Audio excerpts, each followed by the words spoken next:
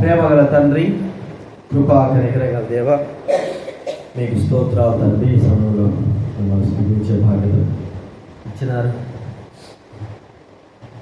దేవుడు బాధ్యత నాకు బాగా అనుగ్రహించండి. మీకు స్తోత్రాలు తండ్రి. మీ ఆజ్ఞ మేరకు, వాక్యం యొక్క ఆజ్ఞ మేరకు యోగ్యంగా పరీక్షించుకొని, పరీక్ష కలిగి మా జీవితాన్ని సరి చేసుకొని మీ యొక్క రక్తంలో పాల్పొందు పొందడానికి అనుగ్రహించండి, సహాయం చేయండి, తోడ్పడాలి తండ్రి. ఈ వాక్యం నా కొరకే నన్ను నేనే పరీక్షించుకోవాలంటే హృదయంలో ఆలోచన పుట్టించాలి. సాధారణ ఎన్నో రీతిలో విధాలుగా మనుషులు సరిచేయబడకూడదు, తన వలె తిరుగుబాటు కలిగి ఉండాలనేటువంటి ఉద్దేశం కలిగినవాడు ప్రభా. తన పాపం అతిక్రమం ఒప్పుకొని విడిచిపెట్టేవాడు కావాలని అలాంటి వారు చూస్తున్నాం. కనికరం దేవుడు చూపించే దేవుడని మనం తెలుస్తా ఉన్నాం. ఈ వాక్యం ద్వారా మాట్లాడాలి. కృతజ్ఞతలపై స్తుతులు చెల్లిస్తాం. మమ్మల్ని మేము తగ్గించుకుంటూ మీ పాసులు బట్టి మా ప్రతి పాపం, ప్రతి అపరాధం, ప్రతి తప్పు, అపనమ్మకం అంతటిని కూడా ప్రభు మేము విడిచిపెట్టుటకు సహాయం మీ రక్తంతో కడిగి పవిత్రపరచాల్సిన చూస్తున్నాం.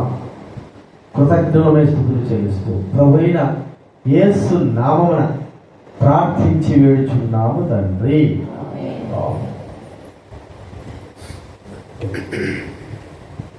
దేవుని వాక్యంలో కొరింథీ రాసిన మొదటి పత్రిక 11వ అధ్యాయం.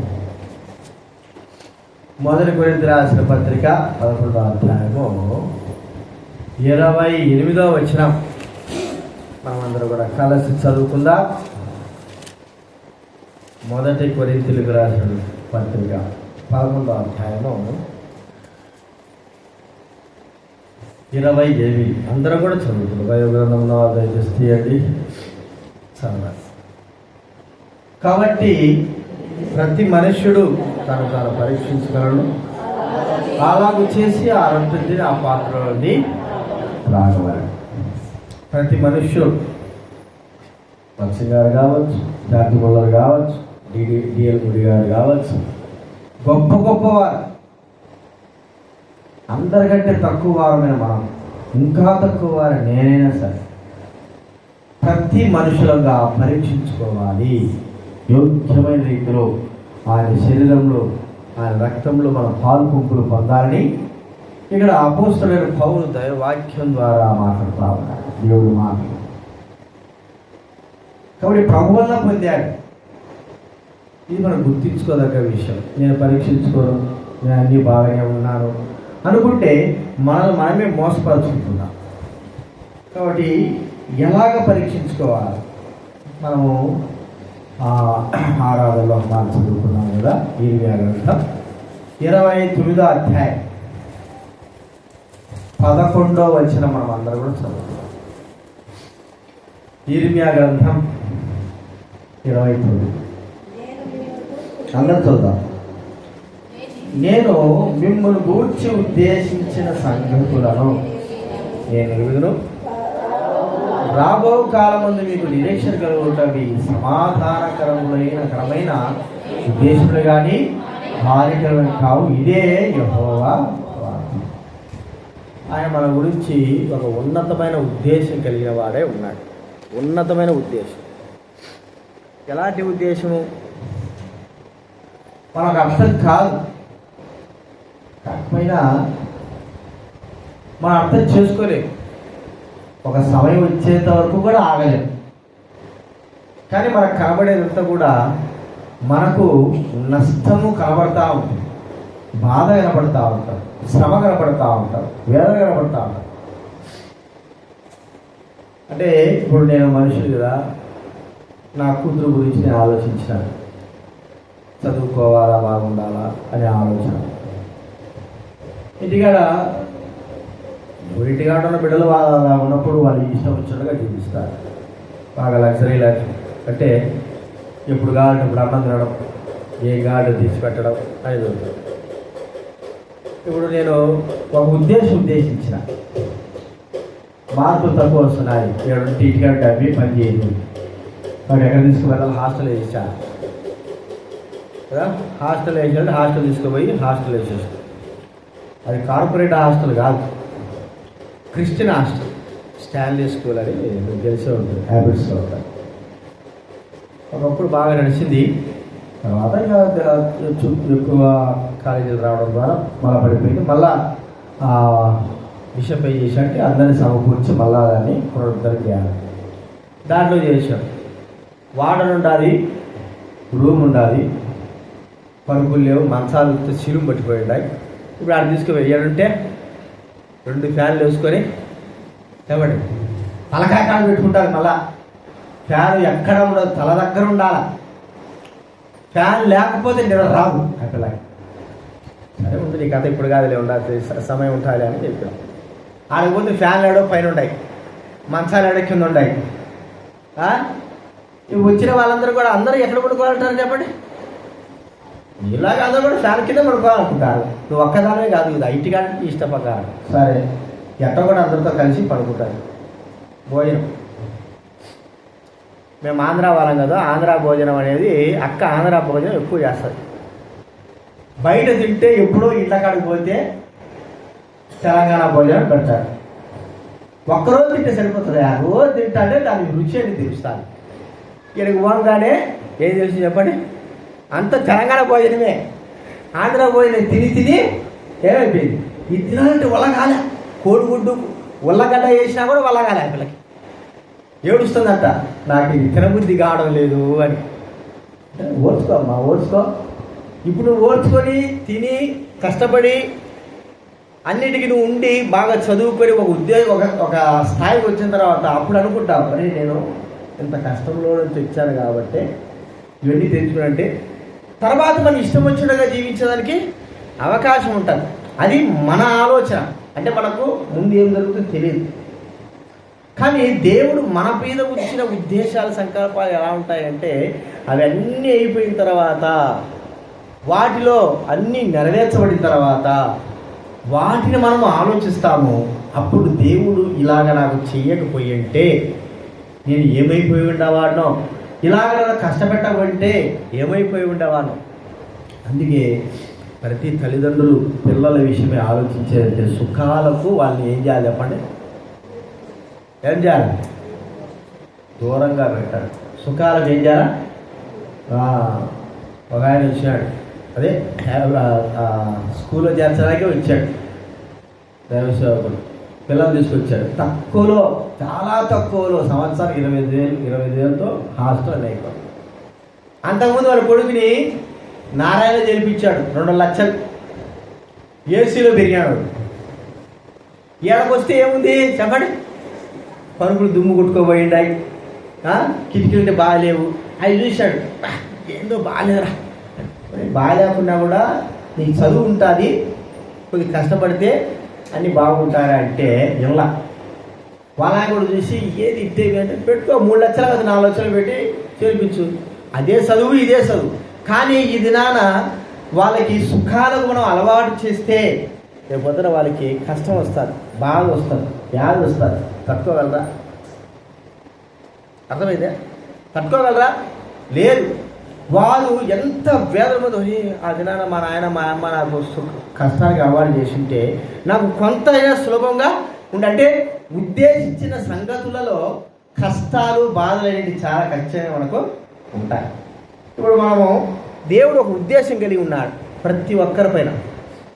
ఆ ఉద్దేశాలను ఎలాగా నెరవేర్చుకుంటున్నామో, లేకపోతే మన యొక్క క్రియలను బట్టి పాడు చేసుకుంటున్నామో మనము పరీక్షించుకోవాలి. నన్ను ఇలా ఉద్దేశించి తన సంఘంలో నన్ను ఉంచాడు, ఈ ఉద్దేశ ప్రకారంగా నన్ను రక్షించాడు. ప్రతి వ్యక్తికి రక్షణ దేవుడు ఇచ్చాడు, ప్రతి వ్యక్తిని తన సన్నిధిలో దేవుడే పిలిచాడు. ప్రతి వ్యక్తికి మరి రక్షణ భారం, పరిచయ భారం దేవుడే ఇస్తున్నాడు. కానీ ఇవి నేను నెరవేరుస్తున్నానా, చెప్పినటువంటి ఆ ఉద్దేశ ప్రకారం నా జీవితాలు ఉన్నాయా, లేకపోతే పాపాన్ని బట్టి మన మీద ఉన్న ఉద్దేశాలు మనం పాడు చేసుకొని నష్టపడి మనమే కాదు మన కుటుంబాలు కూడా నష్టపడతాయా అనేది మనం పరీక్షించుకోవాలి. బైబిల్ గ్రంథంలో ఒక కుటుంబం, దేవుడు ఆ కుటుంబాన్ని యాజకులుగా చేశాడు, నిత్యమైన యాజకత్వానికి వారసులుగా చేశాడు. ఏ కుటుంబం అది చెప్పండి. అయితే ఇప్పుడు అది నాకు ప్రతికూలమైంది అని ప్రభు ఆ మాట అన్నాడు. చెప్పండి, ఏ కుటుంబం చెప్పాలి? ఏలీ కుటుంబం. అర్థమైందండి? చూడండి, మొదటి సమూయేలు రాసిన గ్రంథం, సమూయేలు రాసిన మొదటి గ్రంథం 2వ అధ్యాయము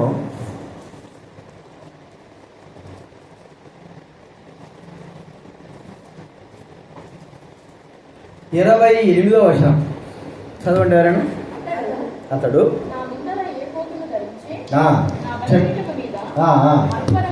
అర్పణను అర్పించుటకై నాకు యాజకుడు అన్నట్లు ఏర్పరచుకుంటుంది.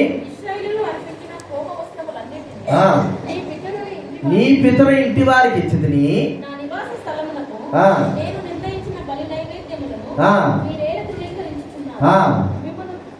క్రొవ్వు పెట్టుకున్నటకై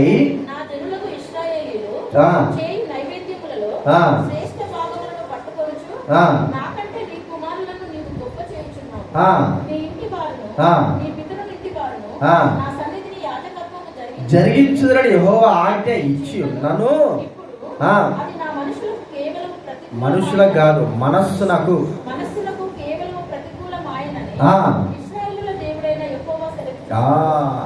ఏలీ కుటుంబాన్ని గురించి ఇక్కడ మనకు చాలా స్పష్టంగా చెప్తారు. ఇశ్రాయేలు చేయవలసిన పని, ఒకవేళ ఏలీ కుటుంబం యొక్క స్థానంలో మన కుటుంబం పెట్టుకుందాం, ఏలీ యొక్క పేరు కలిగిన స్థానంలో మన పేరు పెట్టుకుందాం. దేవుడు అంటున్నాడు, ఇది మరి నీ ఇంటి వారు, నీ పితరింటి వారు నా సన్నిధిని యాజకత్వము, నా సన్నిధిని పరిచర్య జరిగించుదురు, లేకపోతే నా సన్నిధిని సేవ జరిగించుదురని నేను ఉద్దేశించాను.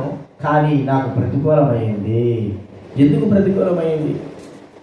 తన కుటుంబము, తన పిల్లలు, తన సేవ, తన పరిచర్య అంతా ఎందుకు ప్రతికూలంగా చేయబడింది అంటే, తన బిడ్డలైన వారు తాను తప్పు మార్గంలో ఉన్నాడు, తన పిల్లలైన వారు కూడా తప్పు మార్గంలో ఉన్నారు. ఎంతగా తప్పు మార్గం అంటే, దేవుడు నిబంధన చేసిన నిబంధనను కూడా దేవుడు తనంతకు తన నిబంధన కొట్టివేసేంత తప్పు మార్గంలో తాను తన పిల్లలైన వారు జీవిస్తూ ఉంటున్నారు. ప్రియమైన వారులారా, దేవుడి సేవ చేయడానికి, దేవుడి పరిచయం చేయడానికి మనందరినీ ఆయన ఏర్పరచుకొని ఉన్నాడు. కేవలము ఒక దైవ సేవకులేనే కాదు, లేకపోతే ఒక పెద్దలనే కాదు, ప్రతి వ్యక్తి యొక్క కుటుంబంతో సహా ప్రభువును సేవించడానికి ఒక అర్హత, బాధ్యతను దేవుడు మనకు అనుగ్రహించాడు తన సన్నిధిలో. అర్థమైందండి? మనకు అర్థమవుతుంది ఏంటంటే, దేవుని మందిరంలో కేవలం యాజకులని కాదు. మీరు మొదటి సమూయేలు 2వ అధ్యాయం గమనిస్తే దేవుని సేవించడానికి వచ్చిన స్త్రీలు అనే మాట అంటారు. అర్థమైందా మీకు? ఇప్పుడు స్త్రీలు కూడా ఎక్కడ ఒకవేళ లోపలికి రాకపోయిండొచ్చు, దేవుని యొక్క మందిరం బయట ఆవరణంలో సేవా పరిచర్య కుటుంబాలతో సహా అనేకమైన వారు తమకు కలిగినటువంటి అదైతే వాటితో వారు ప్రభువును సేవిస్తూ ఉంటున్నారు. ప్రియమైన వాళ్ళ దేవుని సేవా పరిచర్య మనందరి కుటుంబాల మీద మన పైన ఉంచినప్పుడు దేవుడు ఈ మాట ఒకవేళ మన దృష్టిలో అన్నాడే అనుకోండి, ఏ ఉద్దేశించుంటాడు ఆయన? నేను ఈ కుటుంబాన్ని నా సేవా పరిచర్య కొరకై, నా సంఘం కొరకై, నా పరిచర్యలో ఈ కుటుంబానంతటి కూడా నేను మరి వాడుకోవాలి, సేవించుటకు వీరికి అర్హతలో బాధ్యత నేను ఇవ్వాలని కోరుకుంటున్నాను అని మన గురించి ఆయన ఉద్దేశించుంటే, మన పాపాలను బట్టి, మన అపరాధాలను బట్టి, మన దోషాలను బట్టి, దేవుడికి వ్యతిరేకంగా మనం నడిచేటువంటి విధానాన్ని బట్టి మనం చేయవలసిన పరిచర్యలో కుంటు పడతాం కదండి. ఇప్పుడు మనము ఏది పరిచయలో ఎలాగన్నాడు దేవుడు అన్నాడు ఇక్కడ, నువ్వేదో యాజకత్వం జరిగిస్తున్నావు అనుకున్నావు కాదు, కానీ నీ పితరులకు నేను ఇచ్చిన వాగ్దానం బట్టి ఇది నాన్న నీవు యాజకుడుగా నడుస్తున్నావు, నీవు నీ కుమారులైన వారు. అయితే అది నాకు ప్రతికూలమైంది. ఇది నాన్న మిమ్మల్ని అందరూ కూడా నేను కొట్టివేసేవాడుగా, నా సేవా పరిచయం జరగకోకుండా, మీ కుటుంబంతో సహా నా సేవా పరిచయం జరగకుండా నేను కొట్టివేస్తాను. కారణం ఏంటంటే నీవు కానీ నీ బిడ్డలు కానీ నాకు ప్రతికూలకంగా నడిచిన విధానం. చూడండి, మన పిల్లల విషయమై మన విషయమై దేవుని ఉద్దేశాలు ఎలా ఉంటున్నాయి, దేవుని తలంపులు ఎలా ఉంటున్నాయి, ఇవి మనం గ్రహించలేకపోతాం, మనం ఆలోచన లేకపోతాం. సేవలో, దేవుని సేవలో కేవలము ఒక సాధారణమైన వ్యక్తులంగా మేము ప్రభు పరిచయం చేయడానికి నియమింపబడ్డామని మనం అనుకోం. దానికి మించి స్థాయిని మించి మనము ఆశ కలిగిన వారం అయితే ఎప్పుడైతే ఉంటే, ప్రభువుకు ప్రతికూలమైనటువంటి కార్యములు ఎప్పుడైతే మనం చేస్తామో మన మీద ఉంటున్న ఉద్దేశాలన్నీ కూడా ఏమైపోతాయండి, అన్నీ కూడా చెల్లిపోతాయి. కాబట్టి గుర్తించుకున్న ఒక ఏలినే కాదు, ఎవరైనా సరే, ఎలాంటి వారైనా సరే పరీక్షించుకోవాలి. ప్రభువా, నీవు నా కుటుంబ విషయమై ఉద్దేశించిన ఉద్దేశాలు, నేను నా బిడ్డలు నా కుటుంబం సక్రమంగా మరి భయభక్తులు కలిగి దేన మనస్సు కలిగి మేము ఈ సేవా పరిచయంలో దేనిని ఆశించుకోకుండా చివరి వరకు కూడా చేయుటకు సహాయం చేయండి. ఇది మనం ప్రార్థించాలి. ఈ దినాల్లో అలాంటి యొక్క ప్రార్థన మన జీవితాల్లో రావడం లేదు. ప్రియమైన వారులారా, చాలామంది కుటుంబాలు, నేను అనుకుంటాను ఎంతోమంది మంచిగా సేవ పరిచర్య, పెద్దలైన వారు కానీ సేవలకు లేని వారు కానీ వారు చేస్తారు. తర్వాత వారి కుటుంబ విషయం, వారి పిల్లల విషయమే అదే సేవా పరిచయలో వారి పిల్లలు ఉంటారా? మనం చూడగలుగుతుంటున్నామా? తల్లిదండ్రులైన వారు సంఘాల్లో కానీ పెద్దలుగా కానీ పరిచారకులుగా కానీ సేవకులు కానీ చేశారు. రాబోయే తరంలో వీరు ఆ స్థానంలో నిలబడగలిగిన వారు ఉంటారా? వారు ఎక్కడ పోయి ఉంటారో వారి గురించి మనం ఏం చేస్తాం చెప్పండి? చెప్పుకుంటాం, మా నాన్న ఉన్నాడు, మా తాత ఉన్నాడు, మా అబ్బ ఉన్నాడు, ఇటు చెప్పుకుంటాం. కానీ ఆ పరిచర్య సేవలో మనము ఏమన్నా నడిపించేవారంగా చేసేవారంగా ఉంటామంటే చేయలేదు. కారణం ఏంటంటే మనం ఆ పరిచర్య చేయడానికి అర్హత బాధ్యత కలిగి ఉన్నా మనం చేసేటువంటి చిన్నపాటి తప్పులు మనల్ని ఆ పరిచర్య సేవ చేయకోకుండా ఏం చేస్తున్నాయి?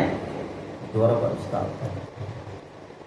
ప్రభు ఉద్దేశించాడు ఏలిని గురించి, తన బిడ్డల గురించి, తన సంతానం గురించి ఉద్దేశించాడు. కానీ ఆ ఉద్దేశాలు వారి కుటుంబం, వారి పిల్లలు ఏం చేయలేకపోయినారు చెప్పండి? నిలబెట్టుకోలేకపోయినారు. ఎలాంటి పరిస్థితి ఏర్పడింది? ఉద్యోగాలు పోయినాయి, యాజకు ఉద్యోగం పోయింది. చివరికి ఏం జరిగిందంటే వారు ఇతరులను యాజకులుగా నియమించి ఇతరులు మరి ఆ యొక్క సేవా పరిచయంలో వారి వంశం రావాల్సింది పోయి వీరి కుటుంబంలో ఏదో ఒక సంతానమైన వారు, సౌలు దినాలు ఏదో ఒక సంతానమైన వారు వచ్చి, అయ్యా సమూయేలు దినాల్లో మాకు యాజక సేవ చేయడానికి ఒక ఉద్యోగం చిన్నది ఆయన. యాజకులైన వారు ఏం చేస్తున్నారు? ఉద్యోగాన్ని అడుక్కొని, దేవుని సేవలో అడుక్కొని వాళ్ళు చేసే ఆ దౌర్భాగ్య స్థితిలోకి వచ్చారు. కారణం ఏమిటి? ఎవరి తప్పిది? ఏలి తప్పు, ఏలి కుమారుల తప్పు. వారు చేసినటువంటి ఆ తప్పును బట్టి వారికి, వారి సంతానానికి, వారి బిడ్డలకి ఈ కార్యము జరిగింది. కాబట్టి ప్రియమైన వారు, మరి దేవుడు ఏమి ఉద్దేశించాడు? నిత్యము ఉండాలని ఉద్దేశించాడు. మరి ఇక్కడ జరిగింది ఏంటంటే వారు చేసిన తప్పులే దేవుడు అనుకుంటాడు, దేవుడు ఆశీర్వదిస్తాడులే అనుకుంటాడు. కానీ దేవుడికి ఎప్పుడైతే ఇష్ట ప్రకారం నడుచుకోకపోతే అంతా కూడా ఏం చేస్తాడు చెప్పండి? ఆశీర్వాదం కూడా శాపంగా మార్చేసి పంపించేస్తాడు. కాబట్టి ఏదైనా సరే నిలబెట్టుకోవాలన్నా మనలో ఉంది, పడగొట్టుకోవాలన్నా మనలోనే ఉంది. నిలబెట్టుకోగలిగితే ఎంతో సంతోషం. ఆ సేవలో మనము మన కుటుంబం నిత్యము నడవగలిగితే, జీవితాంతం నడవగలిగితే ఎంతో సంతోషం. ఎందుకంటే ఆ సేవ, దేవుడి సేవ పరిచర్య ఎవరికి రా, మనకు అనుకూలింపబడింది. ఇన్ని వేల మందిలో ఆ చిన్న పరిచర్య కావచ్చు మనకి ఇవ్వబడింది. దాన్ని మనం ఎందుకు పోగొట్టుకోవాలి? దాన్ని మనం ఎందుకు దూరం చేసుకోవాలా? మన అపరాధాలను బట్టి దేవుడే ఇచ్చాడు. ఇచ్చిన దాన్ని మనం ఏం చేయాలి చెప్పండి? నిలబెట్టుకోవాలి. ఒక పెద్ద ఉద్యోగం ఉన్నాడు అనుకోండి, మరి ముఖ్యమంత్రి ఉన్నాడు, ఆ ఇంట్లో ఒక పని మనిషిగా మనం చేరాలి. పని మనిషికి చేరాలి. ఈ పని మనిషిగా చేరడం అయితే మన దృష్టిలో ఒక గొప్ప బాధ్యతగా ఎంచుకున్నాం కదండి. సాధారణమైన వారి ఇళ్లలో కాదు మనం చేసేది, అంటే భౌతిక సంబంధం. ఒక ముఖ్యమంత్రి, ఈ రాష్ట్రాన్ని ఏదైతే ముఖ్యమంత్రి ఇంట్లో మనం ఒక పని మనిషిగా చేసినాం. ఆ పని మనిషిగా చేస్తున్నటువంటి ఈ పనిని మనము సాధారణంగా వదులుకుంటామా? చెప్పండి, వదులుకో. కనీసము పేరు చెప్పుకోవడానికైనా సరే ఉపయోగపడుతుంది కదా, మన అవసరాలకు ఉపయోగపడుతుంది కదా. ఎంత మాత్రం ఆ యొక్క ఉద్యోగాన్ని వదిలిపెట్టుకో. అలాంటిది దేవుడి సేవలో, మన పరిచర్లో మనము సదాకాలం ఉండాలని మన గురించి, మన కుటుంబాల గురించి, మన పిల్లల గురించి దేవుడు సెలవిస్తే దాన్ని మన చేతులారా మనం ఏం చేస్తామో పోగొట్టుకున్నాం. కేవలము దేవుడికి అవిధేయులుగా, కేవలము దేవుడి బాధ పెట్టేటువంటి క్రియలు జరిగించే దానిని బట్టియే మనకు తెలిసినప్పటికీ సవరించుకోకుండా, సరి చేసుకోకుండా మన జీవితాన్ని నడిపించుకున్న దాన్ని బట్టి దేవుడు కూడా చేసిన వాగ్దానం ఏం చేస్తాడంటే, వీడికి ఇచ్చాను కానీ వీడికి ముద్దురా, వీడు నిలబెట్టుకోలేకపోతుంటున్నాడు, వీడు ఉంచుకోలేకపోతుంటాడు, కాబట్టి వీడిని తీసేస్తాను. ఏలి కుటుంబం గురించినటువంటి మాట తీసివేయబడింది. మనం పరీక్షించుకున్నాం. ప్రభువా, నన్ను గురించి, నా కుటుంబాల గురించి నీవు ఉద్దేశించిన ఉద్దేశాలు గొప్పవి. ఏం ఉద్దేశాలు చేశాడంటే, నీ సేవా పరిచర్లో మమ్మల్ని, మా కుటుంబాన్ని ఒక పారిభాగస్తులుగా చేశాం. దానిని మేమేం చేయలేకపోతున్నాం? కాపాడుకున్నటకు. ఎప్పటి వరకు? చెప్పండి. పరిస్థితులు వ్యతిరేకమైన, మన మీదకి ఏం జరిగినా, ఎలాగున్నా దేవుని సేవా పరిచర్లో చివరి వరకు మన కుటుంబం, మన ఆయుష్ చివరి వరకు కూడా కాపాడబడేంత వరకు ఆ సేవలో మేమేం చేయాలా? నిలబడాలి. అదే మాట. అది మనకు కూడా మనం గమనిస్తే అన్న ప్రవక్తి కదండి, యేసుప్రభు కాలంలో ఉన్నటువంటి ప్రవక్తి. ఆమె దేవుని మందిరంలో ఉండి ఎన్ని సంవత్సరాలు ఆమె విధవరాలుగా ఉన్నది? 80 సంవత్సరాల వరకు కూడా ఆమె విధవరాలుగా ఉంటూ దేవుని సేవలో, దేవుని పరిచర్లో, ఉపవాసాలతో ఆమె కాలం గడుపుతా ఉంది. ఎన్ని పరిస్థితులు వచ్చినాయి, ఎన్ని శ్రమలు వచ్చి ఉంటాయి, ఎన్ని విధాల నిందలు వచ్చి ఉంటాయి. చూడండి, ఎవరేమనుకుని ఉండరు. ఎన్నో విధాలుగా ఆమెపై నిందలు, బాధలు, శ్రమలు, సూటిపోటి మాటలు కదా ఎన్నో వచ్చింటాయి. కానీ ఆమె ఒక తీర్మానం ఏంటంటే, నాకు వచ్చినటువంటి ఈ సేవా పరిచయలో నా జీవితాంతో నేను సేవ చేయాలి, దీన్ని పోగొట్టుకోకూడదు. మనుషుల మాటలు బట్టి వారెవరో ఈడెవడో అంటున్నాడని నేను పోగొట్టుకోకూడదు. కాబట్టి ఉపవాసాల చేత ఆమె 80 సంవత్సరాల వరకు కూడా తన కాలాన్ని గడిపింది. చివరికి ఆమె పొందినటువంటి లాభం ఏమిటి, ఆశీర్వాదం ఏంటి? చెప్పండి. యేసు ప్రభువును ఆమె చూడగలిగి, సాక్షాత్తు యేసు ప్రభువును చూడగలిగే బాధ్యత. ఇవన్నీ కూడా మాటలు బట్టి, లేదా వీళ్ళు సుట్టిపోటి మాటలు బట్టి, లేదా యాజకుల మాటలు బట్టి, లేవీల మాటలు బట్టి, ప్రజల మాటలు బట్టి, బంధువుల మాటలు బట్టి ఏదేదో ఆమె మరి రోషం తెచ్చుకొని, లేదా పౌరుషం తెచ్చుకొని నేను ఎందుకు ఉంటాను ఆమె కానీ వెళ్ళిపోయింది అనుకో, యేసుప్రభు చూడగలిగేదా? యేసుప్రభు సాక్షాత్తు జీవం కలిగిన దేవుడిని చూడగలిగేదా? ఆమె చూసేది కాదు. చూడండి, ఆమె గురించిన ఉద్దేశాలు మరి ఆమె కాపాడుకున్నది. చివరికి ఆ ఉద్దేశాలను ఆమె చూడగలుగుతూ వచ్చింది. ఇది మనం గుర్తించుకోవాలి. మనము, మన పిల్లలు, మన కుటుంబము, మన తర్వాత తరము దేవుడు మనకు అనుగ్రహించిన సేవలో మనం ఏం చేయాలా? దీనులమై తగ్గింపగలిగి దేవుడి సేవా పరిచయలో మనము నిలిచి ఉండాలి. ఎప్పుడైతే దాంట్లో దోషం వస్తుందో, ఆ పరిచయలో మన ద్వారా కానీ, మన పిల్లల ద్వారా కానీ, మన కుటుంబం ద్వారా కానీ దోషం వస్తుందో, ఇవ్వబడినటువంటి ఆధిక్యతను మనం ఏమవుతామని చెప్పండి? కోల్పోతాం. ఇది మొట్టమొదటి మనం చూస్తూ ఉంటున్నాం. దేవుడు ఉద్దేశించిన ఉద్దేశాలు, కుటుంబంగా మనకు ఉద్దేశించిన ఉద్దేశాలు అవి నెరవేర్చబడాలంటే మన మీదనే, మన చేతుల్లోనే ఉండాలి. అది ఎవరి చేతుల్లో లేదు. మనం నడిచే విధానం బట్టే, మనం ప్రవర్తించే విధానం బట్టే, మనం తగ్గించుకునే విధానం బట్టే వాటిని దేవుడు ఏం చేస్తాడు? చిరకాలము పొడిగించేవాడు అని మనం గుర్తించి, ఇది మొట్టమొదటి చూస్తాం. రెండోది మనం చూస్తూ ఉంటే మరి మొదటి సమూయేలు గ్రంథం 13వ అధ్యాయం. మొదటి సమూయేలు గ్రంథం 13వ అధ్యాయం 13వ వచనం చదవండి ఎవరైనా. అందుకు సమూయేలు ఇట్లనెను, నీ దేవుడైన యెహోవా నీకిచ్చిన ఆజ్ఞను కైకొనక నీవు అవివేకపు పని చేసితివి. నీ రాజ్యమును ఇశ్రాయేలుల మీద సదాకాలము స్థిరపరచుటకు యెహోవా తలచి ఉండెను. అయితే నీ రాజ్యము ఏలుదు. నీ రాజ్యము నిలువదు. ఏదంటే నిలువదు. నిలువదు. తలచినాడు. ఏమని తలచినాడు? నాకు తెలిసిపోయాడు. ఇశ్రాయేలు పైన సదాకాలం ఉండాలని సౌలును రాజుగా నియమించడానికి దేవుడు ఇష్టపడ్డాడు. అయితే అది జరగదు అని ఇష్టపడ్డాడు కదా, మరి ఎందుకు జరగదంటే అక్కడ ఒక మాట ఉంది, అవివేకపు పని చేసితివి. అవివేక పని చేశాం. ఈ ఒక్క అవివేకమనే కాదు, సౌల్లో 2-3 మరి దుర్గుణాలు ఉన్నాయి. అంటే అవి దేవుడికి చాలా బాధ పెట్టేటువంటి కార్యం. అందులో మొట్టమొదటి కార్యం ఏమిటంటే తాను చేయవలసిన పని కాదు. ఏదంటే దహన. 7 రోజులు ఆగు, నేను వస్తానన్నాడు సమూయేలు. చెప్పనే చెప్పాడు 7 రోజులు ఆగు. 7 రోజులు ఆగినాడు. 7 సెకలు ఆగలేకపోయినాడు. చూడండి, 7 రోజులు ఆగినాడు. 7 సెకలు. దేవుడు ఏదైనా మనకి ఇస్తాడనుకోవడానికో వేచి ఉండలేము. అసలు వేచి ఉండడం అనేది ఎంత పెద్ద భారం అంటే అంత పెద్ద భారం. మా జీవితంలో నా జీవితంలో కూడా చాలా వరకు అది దొరుకుతాయి. ఇప్పుడు నేను ఏదైనా బిర్యానీ తినాలనుకుంటా, ఆలోచిస్తాను. నాకే డబ్బు ఉంటుంది, వెంటనే పోయి బిర్యానీ అంతా 150 రూపాయలు కొనుక్కొచ్చుకుంటా. నాకు అది ఒక లెక్క కాదు. కానీ నా హృదయం అంటాడు వేచి ఉండరా, వాడు ఆశించినావు వేచుండు 150 రూపాయలు నువ్వు పోగొట్టుకుంటా. వేచుండంటే వేచి ఉండేదే లేదు. తినాలనుకుంటే పవాల్సిందే. పొయ్యి తీసుకొచ్చిన తర్వాత వేరే వాళ్ళు తీసుకొస్తారు బిర్యానీ. నా ఈరోజు కోసం బిర్యానీ తెచ్చి 150 రూపాయలు పోయింది కదా. ఇప్పుడు 2 దినా అర్థమైంది మీకు. ఎప్పుడు కాసింత ఒక్క క్షణం మనకందరికీ జరిగేది అదే. మన క్రియలు, మన కుటుంబాల్లో అన్నిటిలో జరిగేది. ఒక్క నిమిషం వేచి ఉండమండి. ఒక్క నిమిషంలో తారుమారు అయిపోతాయి. కానీ ఆ నిమిషం దగ్గర వరకు వస్తాము.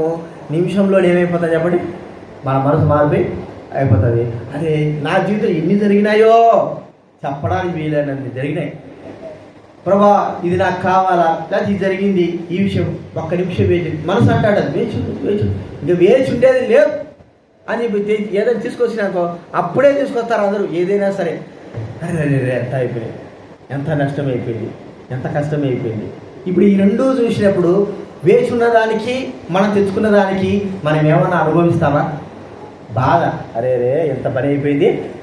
అదే వేచి ఉంటే దేవుడు ఇచ్చినప్పుడు ఎంత సంతోషం ఉంటుంది. సౌలు ఏం చేశాడంటే దేవుడు సమూయేలు చెప్పాడు 7 రోజులు ఆగు, నేను వస్తా, బలి అర్పిస్తా, నా పని నీకెందుకు అవన్నీ అని చెప్పాడు. సరే ఉంటారే అన్నాడు. 7 రోజులు ఆగినాడు. 7 సెకండ్లు ఆగినాడు. ఇక 7 నిమిషాలు ఆగాలి. 7 సెకండ్లలో రెడీ ఉండాలి.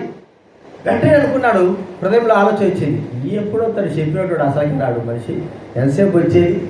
ఫిలిప్తీయులు వస్తున్నారు, ఇది రాదైనాడు కదా, తన ఇష్ట ప్రకారం చేయొచ్చు అనుకున్నాడు. ఫిలిప్తీయులు వస్తారు, నేనే బలి అర్పించేసి అంతా చేసేస్తాను, దేవుడు సమాధానం పరిచేస్తానని తీసుకురండి బలి తీసుకొచ్చి. ఎప్పుడైతే బలి ఇచ్చిన వెంటనే వచ్చేసాడండి. అక్కడ మాట ఉంది, అది చాలా చక్కని మాట ఉంది కదా. 9-10 చదవండి ఎవరైనా.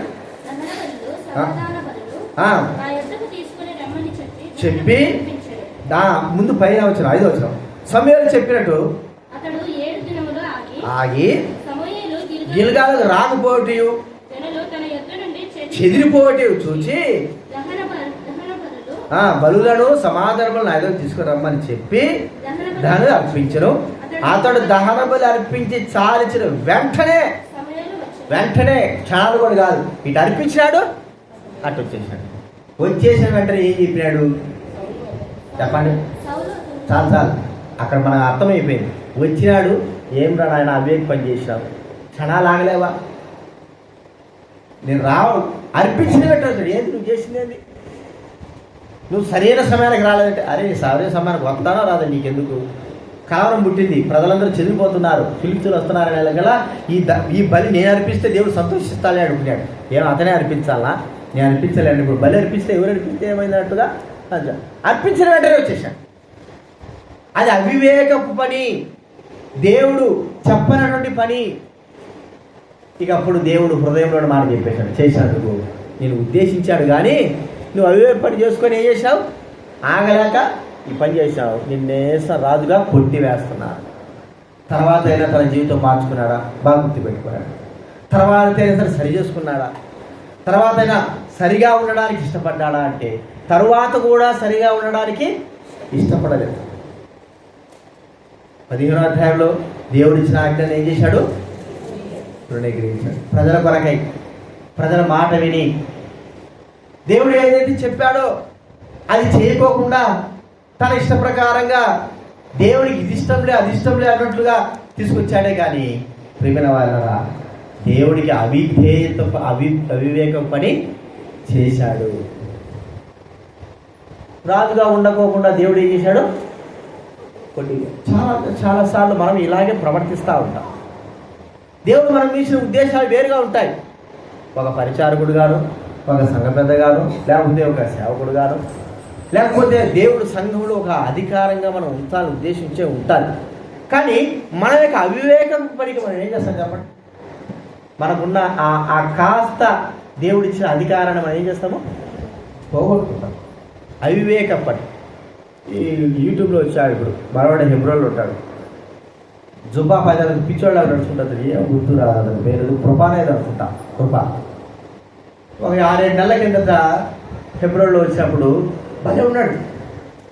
నేను హెబ్రోన్ ఉంటే ట్రాన్స్ఫర్ కోసం వచ్చిన పెండాచారం దగ్గర నిలబడినప్పుడు పిలిచాడు, అన్న వీడు ఫస్టోడేమన్నా అన్నాడు. కాలేరా మనవడే, సేవకుడే మనవడే అంటే అంత ఉధృతంగా ఉన్నాడు. బాగానే ఉన్నాడు మనిషి, బాగానే తిరుగుతున్నాడు, వస్తాడు, లోపలికి వస్తాడు, అన్నం పెట్టుకుని తింటాడు, మళ్ళా పోతాడు, ఆ స్వార్థలకి ట్రాక్స్ కుట్టించాడు, చేస్తాడు. కాపాడుకో, నీ పిచ్చితనాన్ని సరే మందిరుడు కాపాడుకో. ఈ ఎరువులు పక్కన ఉంటారు చూసినావా, ప్రజలందరూ ఎరువులు ఏం చేశాడు, ఎక్కించాడు. నువ్వు ఎంత సీనియర్వి, ఎంత పెద్దోడు నువ్వు, అసలుకి ఇక్కడ జరిగే విషయాలన్నీ కూడా నువ్వేం చేయాలా చెప్పు, యూట్యూబ్లో పెట్టి ప్రచారం చేయాలా అనేది. ఈ ఎరువుడు ఏం చేశాడంటే యూట్యూబ్లో పెట్టి ప్రచారం చేశాడు.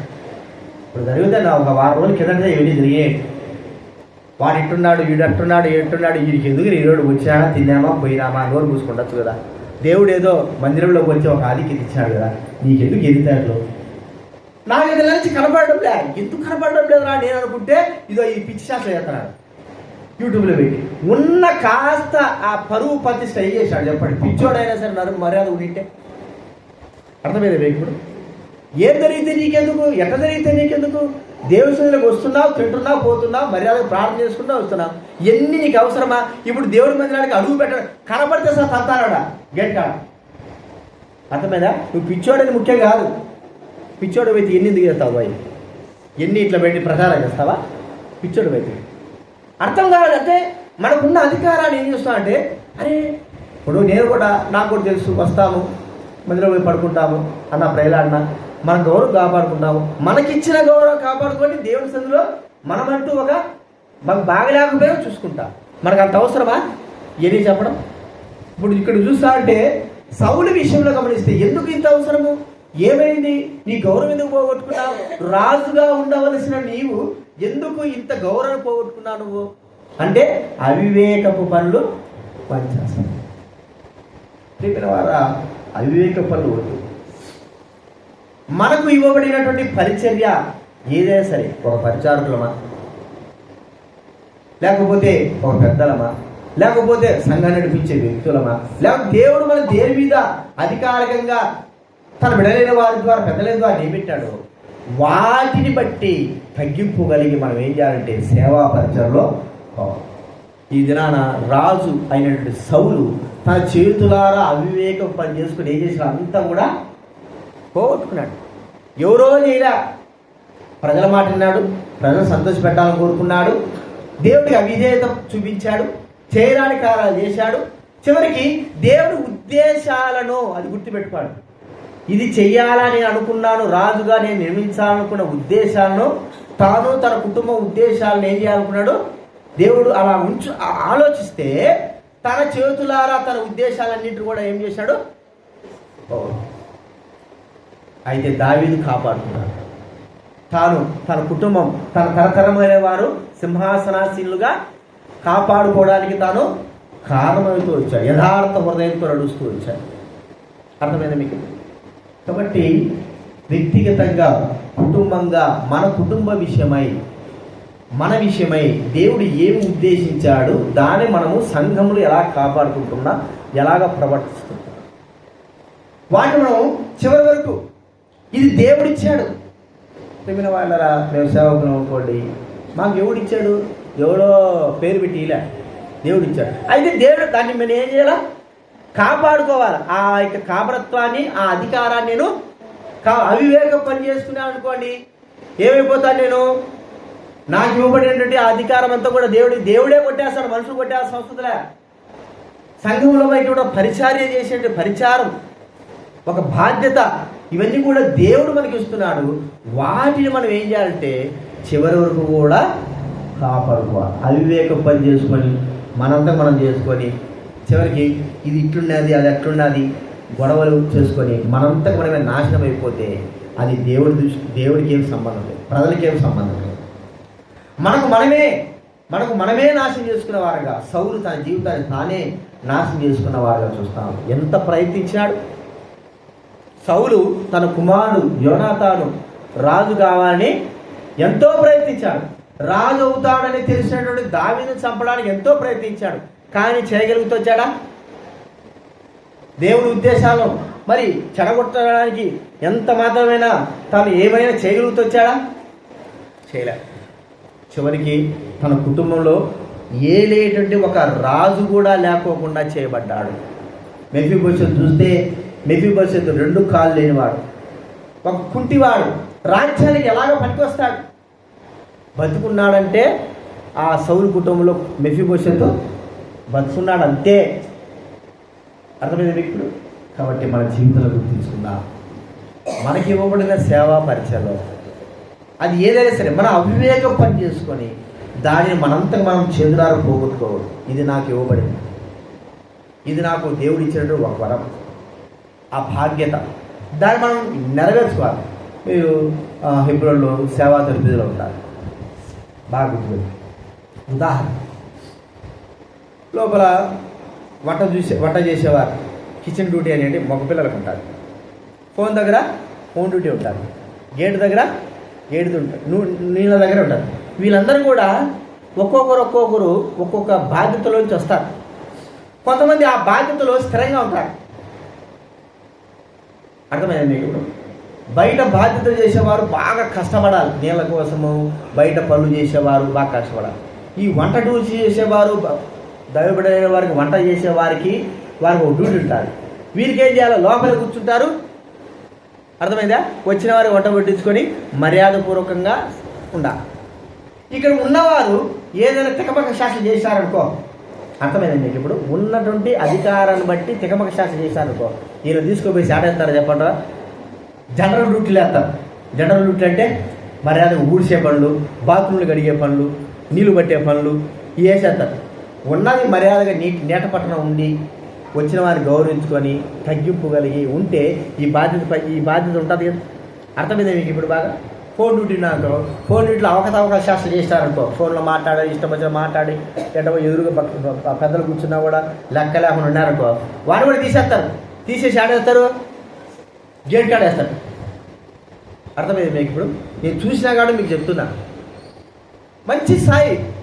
అరే ఫోన్ డ్యూటీ, హలో ఎవరండి, ఆ బాధ్యతలు చెప్తారు, మంచి బాధ్యతలు. ఆ బాధ్యతలో నుంచి నువ్వు ఎందుకు వెళ్ళిపోయి వేరే బాధ్యతలో వెళ్ళిపోయినావంటే నీ యొక్క ప్రవర్తన జీవితము చెప్పండి సరిలేదు. నీకు ఇవ్వబడిన బాధ్యతలో నువ్వేం లేవు, నమ్మకం. ఏంది ఇక్కడ ఉన్నాడు, ఏమి ఇక్కడ ఇప్పుడు దాకా బాగున్నావు కదా, ఏంది వీడియో కట్టెలు కొడుతున్నావేంది, బాత్రూమ్ కడుగుతున్నావేంది, మళ్ళీ ఆడికి వచ్చినా వెనక్కి వచ్చినావా అంటే దేవుడు మళ్ళా మాకేం చేశాడు, ఇంకా నేర్చుకోవాలా వెనక్కి. అర్థమైంది మీకు? సౌలు జీవితంలో కూడా దేవుడు ఒక రాజుగా చేశాడు.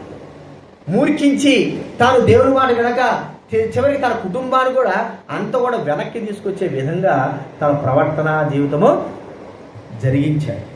కాబట్టి మనకి ఇవ్వబడిన బాధ్యత అది చిన్నది కానీ పెద్దది కానీ ఉన్న బాధ్యతల్లో ఉన్నటువంటి దేవుడు ఇచ్చినటువంటి ఆ కార్యాల్లో మనం నమ్మకంగా ఉండగలిగితే ఏదైనా సరే ఒక బాధ్యతలోంచి మరో బాధ్యతలోకి ఇష్టపూర్వకంగా ఆ బాధ్యతలో ఎవరు లేరు. బాగా నేను మీకు ఒక మాట చెప్తాను. ఇప్పుడు బాత్రూంలు ఇంత మంచిగా శుభ్రం చేస్తున్నాం, ఆ బాధ్యత మనకి ఇచ్చాడు దేవుడు. ఇంకో వేరే బాధ్యత ఉంది, ఒక గొప్ప పెద్ద బాధ్యత. ఈ బాధ్యతలో నుంచి పెద్ద బాధ్యత కలిగిన వారు ఉంటారు. వారు ఏం చేస్తారు, వారు తీసుకొచ్చి తక్కువ బాధ్యతలు వేసేస్తారు. అర్థమైందండి మీకు ఇప్పుడు? అయితే ఈ పెద్ద బాధ్యతలు ఉన్నవాడు నమ్మకమైన వాడే, మంచివాడే.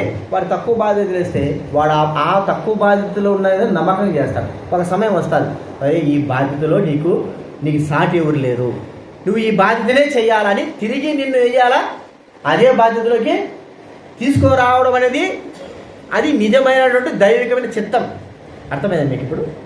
అలా కాకోకుండా ఈ బాధ్యతలో నుంచి ఈ బాధ్యత నీకు నువ్వు పని చేయడం లేదు, నువ్వు ఇష్టం చేయడం లేదు, నిన్ను వేరే బాధ్యతలు మారుస్తున్నాం, వేరే బాధ్యతలకు ఇచ్చేస్తున్నాం అని మనంతగా మనలో ఉన్న లోపాలను బట్టి దూరం చేయబడడం అనేది వేరు.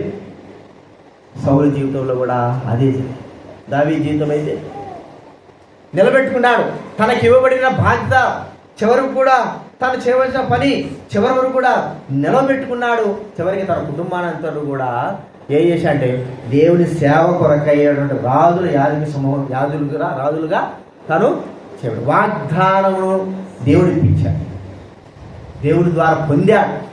అది జీవితం. కాబట్టి ఉద్దేశించిన ఉద్దేశాలు మంచివే, మనం వాటిని ఏం చేయాలా, వ్యక్తిగతంగా చెప్పాలి, నిలవబెట్టుకోవాలా.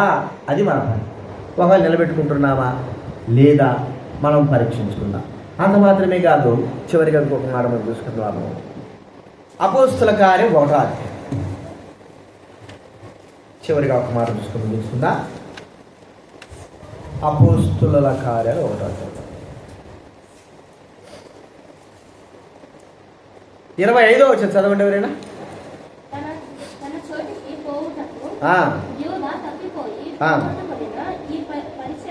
పోగొట్టుకొనిన ఈ పరిచర్యలోనూ అపోస్తులత్వంలోనూ పాలు పొందుటకు కనుపరుచుమనిది అనే కదా. యేసు ప్రభు శిష్యులు 12 మందిని ఏం చేశాడు, దేవుడు ఏర్పరచుకున్నాడు. ఆ ఏర్పరచుకున్న వారిలో ఇస్కరియోతు యూదా. 3.5 సంవత్సరాల సేవా పరిచయంలో దేవుడు ఏం ఉద్దేశించింటాడు, 12 మందిలో ఏర్పరచుకున్నాడు. 12 మంది కూడా ప్రభు అన్నాడు, నా నామం బట్టి మీరు మరి ఆ శ్రమలు కష్టాలు బట్టే మీరు ఏమవుతుంటే 12 సింహాసనముల పైన కూర్చోండి, వారికి ఏం చేస్తారు, తీర్పు తీస్తారు. ఆ 12 సింహాసనంలో తీర్పు పొందిన వారిలో ఎవరున్నారు, దేవుని దృష్టిలో యూదా ఇస్కరియోతు ఉన్నాడు. 12 సింహాసనం పైన అనే మాట ఉంది. మీరు 12 సింహాసనం పైన కూర్చొని తీర్పు తీరుస్తారు అనే మాట ఉంది.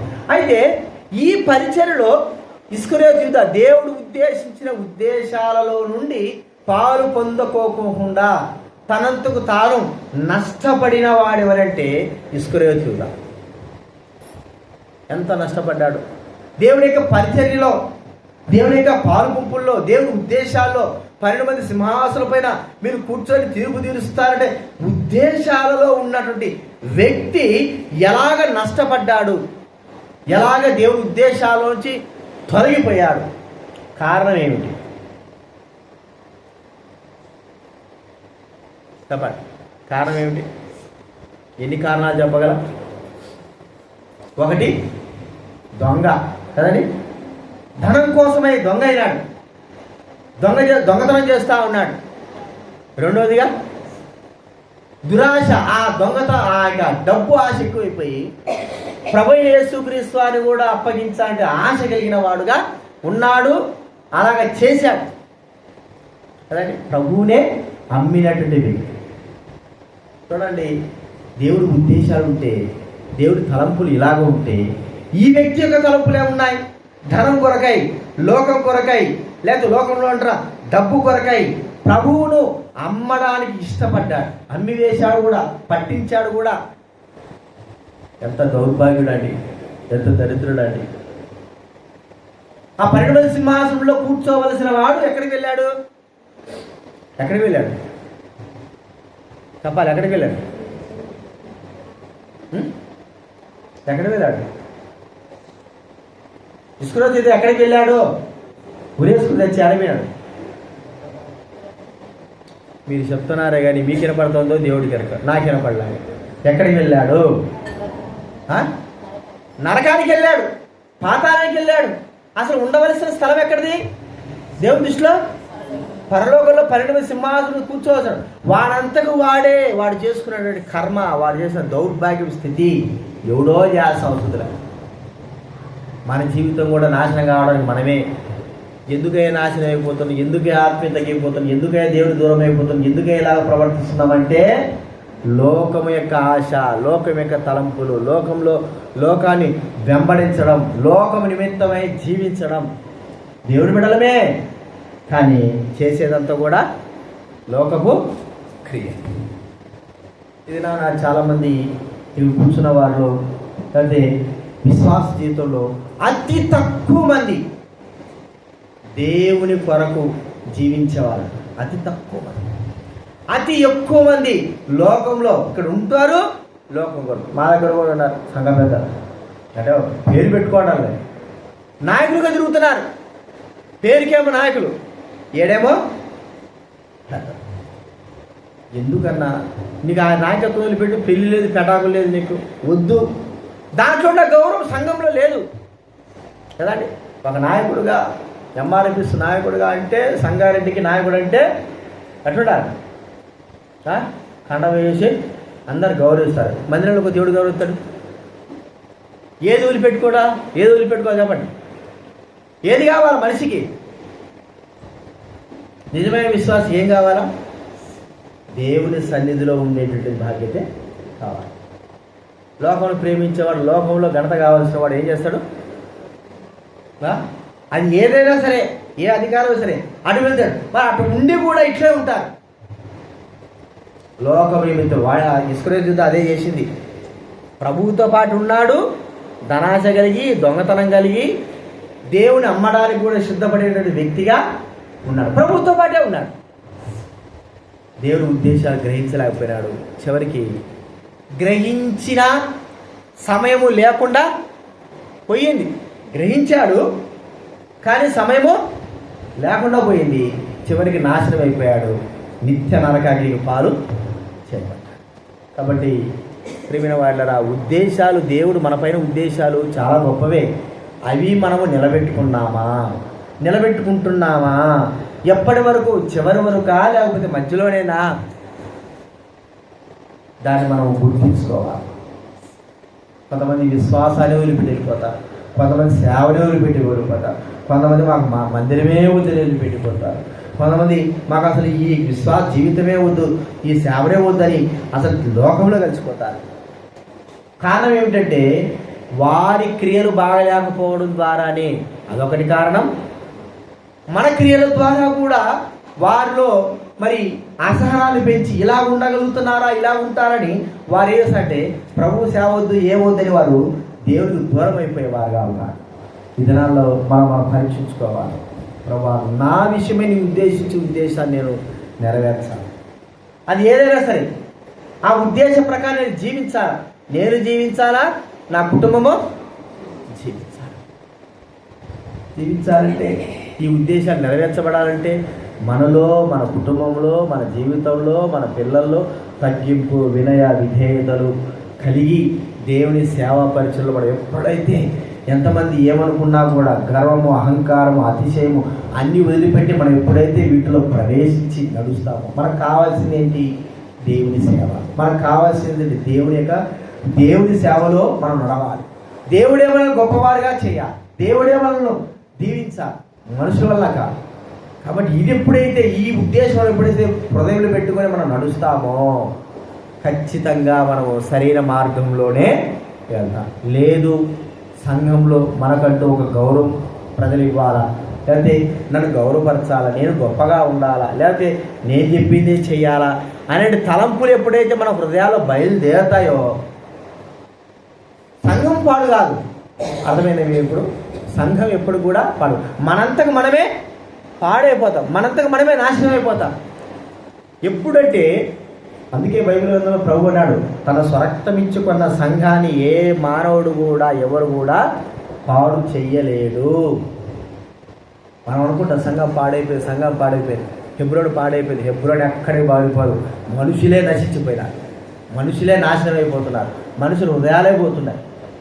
మీరు హృదయపూర్వక నిమ్మలమైన మనసుతో పోయి బాగా వినాలి. హెబ్రోను పులిపిడి దగ్గర కూర్చోండి, ఇంక ఏమొద్దు, ఏ ఆలోచన వద్దు, పోయి కూర్చోనండి. మీకు ఎట్లా అనిపిస్తుంది చూడండి. ఎన్ని గందరగోళాలు పెట్టుకొని పోయి కూర్చోండి, మీకు ఎట్లా అనిపిస్తుంది చూడండి. అర్థమైనా మీకు? ఇప్పుడు ఎప్పటికైనా సరే మీరు ఒకటి నేను ఇప్పటికైనా అనేదంటే హెబ్రోన్ ఎప్పటికీ పాడుగా పాడేది ఎవరు? మనుషులు పాడేది. హెబ్రోన్లో నిమ్మలత్వం, మనశ్శాంతి. నేను చూస్తున్నాను కాబట్టి చెప్తున్నా, ఊరికే చెప్పడం కాదు. ఆ సన్నిధి అన్నీ వదిలిపెట్టాడు పోయి కూర్చో, ఎంత మనశ్శాంతి, ప్రశాంతం. మనుషుల వైపు చూసాడు పోయి కూర్చో, ఏం అసలు నువ్వు నిలవలేవు, క్షణాలు కూడా ఉండలేవు. ఆ సన్నిధి అట్లా. కాబట్టి తన సంఘాన్ని ఏ మానవుడు కూడా ఎవడు కూడా ఎంతటి వాడైనా సరే కూడా పాడు చేయడానికి వీల్లేదు. మనంతగా మనమే ఏమైపోతున్నా? పాడైపోతున్నాం. దేవుడి ఉద్దేశాలు మనంతగా మనమే పాడు చేసుకుంటున్నాం. మన మీద ఉన్న ఉద్దేశాలు సౌలు కానీ చెప్పండి, ఇంకెవడు ఏలి కుమారులు కానీ, ఇంకా ఇస్కరియోతు యూదా కానీ, ఇంకో వ్యక్తి కూడా ఉన్నాడు దేవ, ఆ వ్యక్తి కానీ, ఎంతోమంది వారంతకు వారే దేవుడి ఉద్దేశాల్లో నుండి బయటకు వెళ్ళిపోయారు. వారి క్రియల యొక్క ఫలితాలను బట్టి వారు అనుభవిస్తారు. ప్రభు మనతో మాట్లాడుతున్నాడు, చిన్న సంఘమే కానీ పెద్ద సంఘమే కానీ, నీ మీద దేవుడున్న ఉద్దేశాలను నీ ఎంత నువ్వు పాడు చేసుకుంటున్నావా? నష్టపరుచుకుంటున్నావా? దూరపరుచుకుంటున్నావా? నష్టము మనకే, వ్యక్తిగతంగా నష్టం మనకే, తన సంఘానికి కాదు. దేవుడు తన సంఘాన్ని కాపాడుతూ ఉన్నాడు, ఎప్పుడు కాపాడుతాడు, నిత్యం కాపాడుతాడు. మనలాంటి వారు నష్టపరిచేవారు 100 మంది 1000 మంది ఉన్నా కూడా ఆ సంఘాన్ని ఏం చేస్తాడు? ఆయన తన స్వరక్తం ఇచ్చే సంఘాన్ని కాపాడుతూనే ఉంటాడు. అర్థమైందా? కాబట్టి గుర్తుంచుకుందాం, ఉద్దేశాలు ఏమిటి? నష్టపరుచుకున్నామా?